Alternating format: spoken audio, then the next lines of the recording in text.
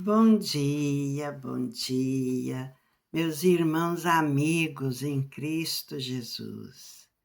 Hoje é domingo, é dia de nós conversarmos um pouco, né? E hoje eu quero trazer algo diferente, é espiritual também e muito profundo. É difícil de falar, mas eu conto com a luz do Espírito Santo que sempre me guia em todos os meus passos, para que me dê as palavras corretas, para que eu possa me expressar nesse áudio de hoje. Eu quero falar sobre o início, sobre o começo de um ser humano. Eu não vou falar da concepção, né? Porque essa é para outra hora. Porque sobre isso ainda a gente tem que estar preparado para falar, né? Mas eu vou falar do nascimento, do crescimento, do que é a família, do que é a mãe, do que é o pai. Primeiro eu vou falar da mãe, né? O filho nasce da mãe, né? Ele já conviveu com ela durante 9 meses. Ele se alimentou da essência da mãe. Ele tem um vínculo profundo que ninguém pode cortar. Por mais que aconteça coisas que separam mãe e filho, lá na essência dele existe o vínculo da mulher que o carregou por 9 meses. E quando isto acontece, esse nascimento acontece, e ele chega primeiro nos braços da mãe e se cria com a mãe acompanha seu crescimento e é uma mãe presente, é sem palavras, né? Agora o pai. O que Cristo nos ensinou sobre o pai? Cristo não falou especificamente do pai biológico, mas nas suas entrelinhas ele deixou o que o pai biológico também significa para o filho. E o homem, por muitos milênios, a sociedade, as instituições, tentaram denegrir a mãe. Aliás, tentaram não, denegriram completamente, tirando a autoridade de mãe, tirando o amor de mãe para educar seus filhos. O pai era aquele ser forte, né? Aquele ser opulente, aquele que tinha força, que tinha o poder, que determinava tudo, e que a mãe tinha que viver ali debaixo daquele poder, sem poder manifestar o que realmente uma mãe é para um filho. Hoje já é bastante diferente, mas grande parte dessas essências também se perderam. Quando Cristo fala em aramaico, porque os arcontes fugiam quando ele falava aramaico, porque ele falava direto com o Pai. E ele foi perseguido pelos arcontes e que o colocaram na cruz também. E que eles ainda estão por aqui querendo mandar e determinar as coisas.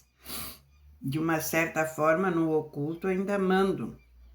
Já está sendo ruído por dentro esses poderes. A palavra Abba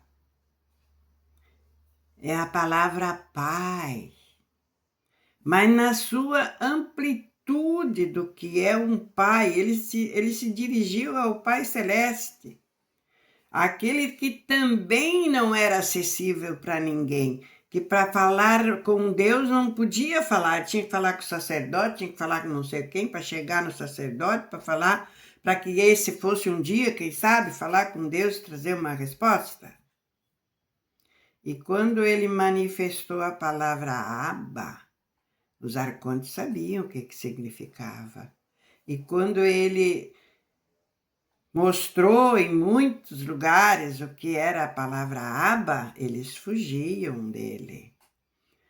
Porque pai, na sua essência, é aquele que não carregou o filho no ventre, mas que é a semente que fez com que esse filho nascesse.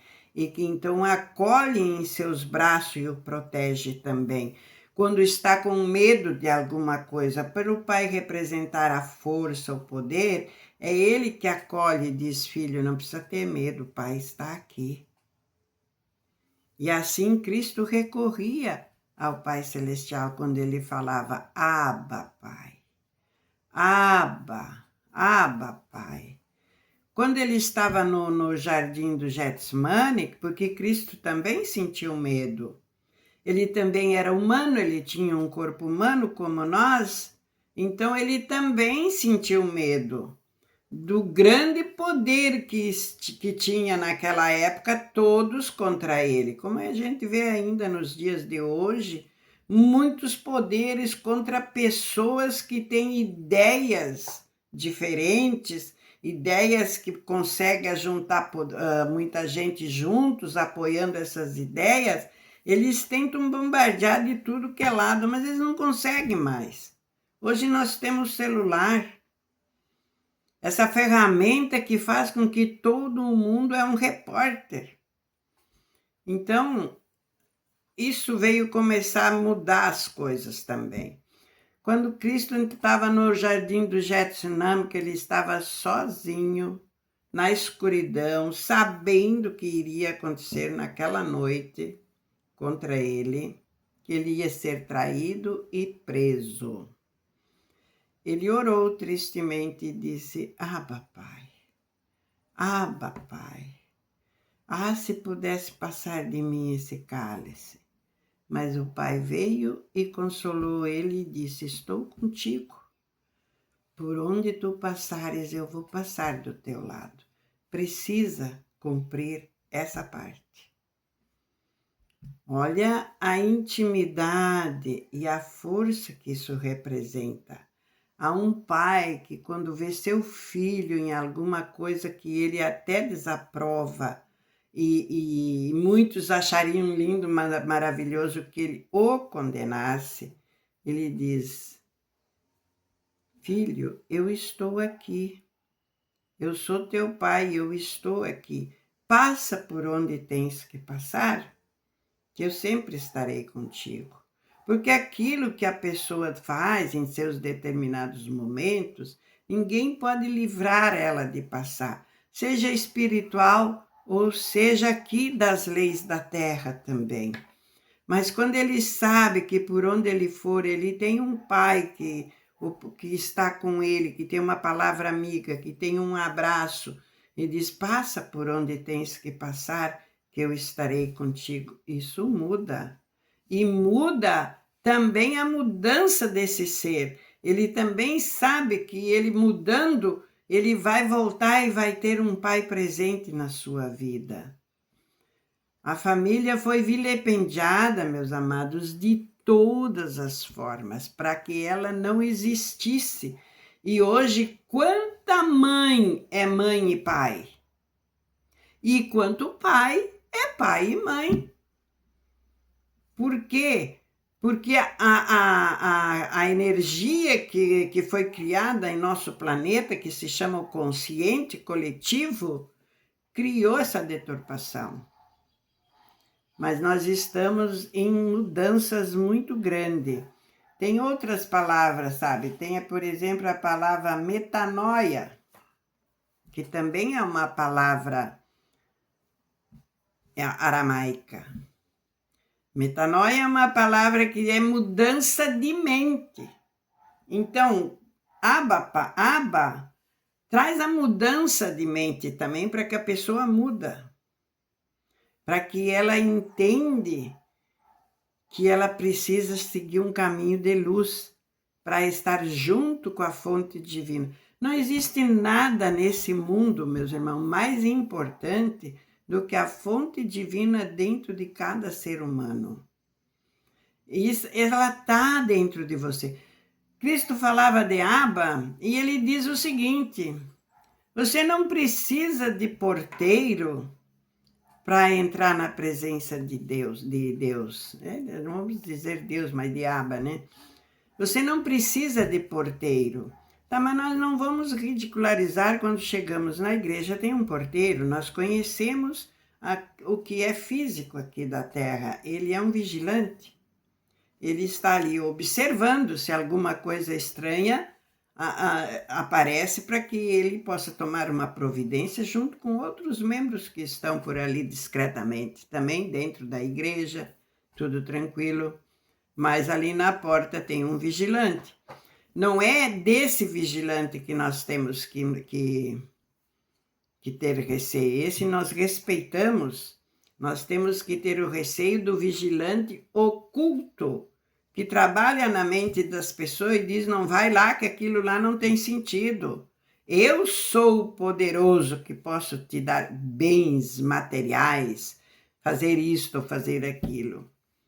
É a grande luta em nosso planeta Terra, mas os dias estão começando a ser contados. Lógico que a trajetória ainda é longa para mudar todo esse conceito. Dentro do ser humano, é preciso começar a mudar agora a mente do homem, a mente da mulher, que está ali escrito metanoia, mudança de mente, mudança de ver o mundo mais expandido, diferente, com tantas coisas que pode nos oferecer de bom, né? E depois vem a outra palavra que se chama Shalom. Em todas essas mudanças, o Pai, a mudança de mente, Shalom, a paz. Você já pensou trabalhar na paz, sem se preocupar que tem alguém criando leis para tirar o teu suor do teu trabalho, para cobrar mais impostos, para te impedir de não passar por ali, para te impedir de não poder fazer isso? Se fosse para impedir de não fazer as coisas ruins, maravilhoso, né? Mas impedir quando você é um grande empreendedor e tem 1001 trava para que o seu conhecimento, o desejo do teu empreendimento não prospere, porque há um grupo pronto já de milênios aqui na Terra que comanda tudo do jeito deles. Então, pense comigo, quanta coisa precisa mudar, quanta coisa precisa começar a ser olhada pela luz divina que foi cortada, né? Deus não existe, Deus é um fogo consumidor. Afugenta as pessoas que precisam de uma ajuda por ter acontecido alguma coisa em suas vidas. Eles têm medo, porque não adianta agora se eu vou fugir daqui procurar Deus, ele também é um fogo consumidor. Então Deus é aquele pai que te estende uma mão e com a outra te dá uma porretada? Não está certo. Não é assim. Não é o nosso país Brasil é escolhido para ser o coração do mundo e a pátria do Evangelho. Essencialmente, não é pelo povo que está aqui dentro, mas é pelo que ele tem dentro da sua geografia terrestre, o que está debaixo da terra, o que está também em cima da terra. As matas do Amazonas, as cachoeiras, os montes altos, a geografia de formas diferentes, tudo tem um significado, tem um propósito.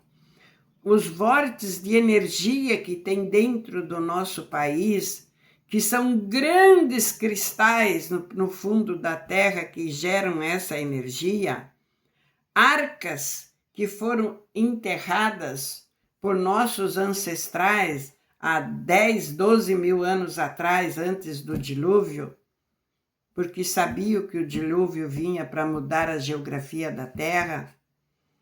O Oceano Atlântico não estava aí, ele foi criado, ele engoliu um continente muito grande que chamava-se Atlântida.